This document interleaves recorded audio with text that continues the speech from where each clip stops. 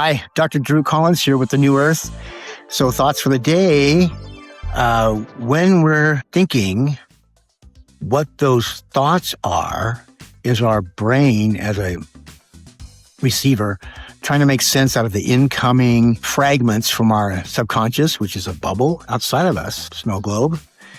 And every now and then, our frontal cortex quiets down, as in delta and theta, kind of coherence, and then we can actually pick up the subconscious coming in, which should be good mostly, but a lot of times it's programmed vows and agreements and misperceptions and things that aren't quite true.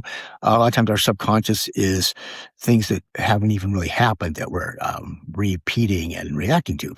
So even when our mind is still, it's the frontal cortex that we call our mind, but much of what comes in and we turn into thoughts is all about that survival, the frontal cortex, information coming in through our senses, eyes and touch and smell and taste and hearing. And then we live our life mostly in reaction to that, in sympathetic fight or flight survival.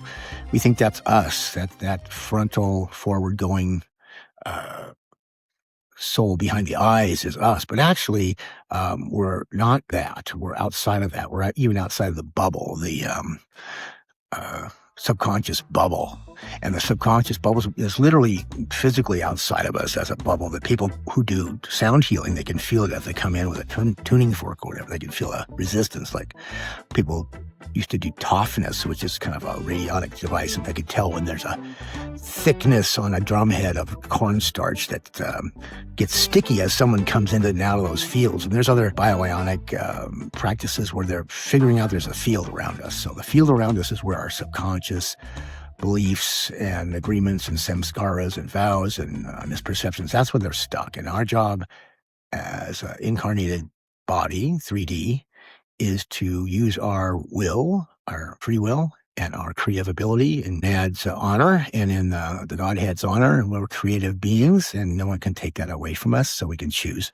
So the choice of how to create is stimulated by the thoughts, but the thoughts are often confused and mixed or survival-oriented or even unconscious beliefs that aren't true. And if we can still all that down, then the true Godhead instructions come through, and we get these moments, these wonderful moments where we're inspired by true head, and then we're beneficent and magnificent beings. Bye for now.